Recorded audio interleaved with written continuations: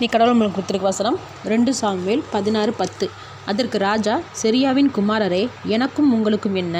அவன் என்னை தூஷிக்கட்டும், தாவீதை தூஷிக்க வேண்டும் என்று கர்த்தர் அவனுக்கு சொன்னார்.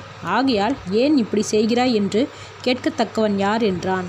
இந்த வசனத்துக்கு குறித்து கடவுள் மட்டும் என்ன சொல்கிறத பார்ப்போம். இங்கே சவுலின் இறப்புக்கும் சவுலின் குடும்பம் அழிந்து போனதுக்கும் தாவீது ராஜா தான் காரணம்னு நினச்சி சீமேயி தாவீது ராஜாவை சபிக்கிறான், கல்லெடுத்து எறிகிறான். இந்த சீமேயி யார்னா சவுலின் குடும்பத்தை சேர்ந்தவன், பென்யமின் கோத்திரத்தை சேர்ந்தவன்.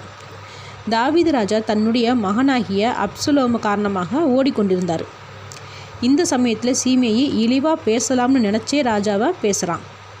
அப்போது செரியாவின் குமாரனாகிய அபிசாய் சீமேயை இப்படி தூஷிக்கிறதுக்கு நான் அவனை கொன்று போட்டேன்னு சொல்லும்போது தாவீது ராஜா, வேண்டாம், தேவன் அவனை தூஷிக்கிறதுக்கு அனுமதிச்சதுனால தூஷிக்கிறான், அவனை ஒன்றும் பண்ண வேண்டாம், இது எல்லாத்தையும் பார்த்து தேவன் ஒருவேளை எனக்கு நல்லது செய்வார்னு சொல்கிறாரு.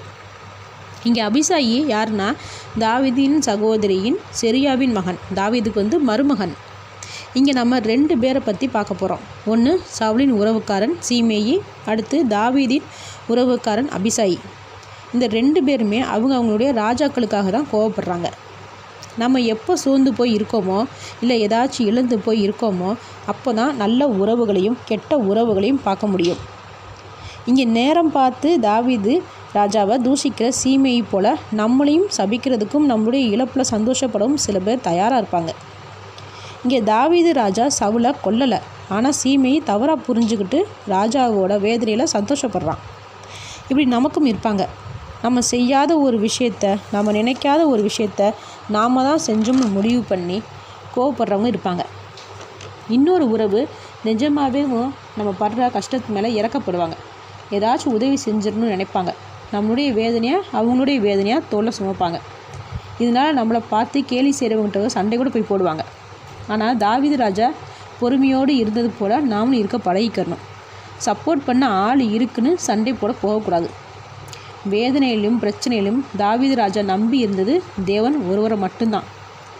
நம்மளை தூஷிக்கிறவங்கக்கிட்ட சண்டை போட்டு ஒன்றும் ஆக போகிறது இல்லைன்னு நல்லாவே தாவீதுக்கு தெரிஞ்சனால தான் தன்னுடைய மருமகனாகிய அபிசாயை அமைதியாக இருக்க சொன்னார்.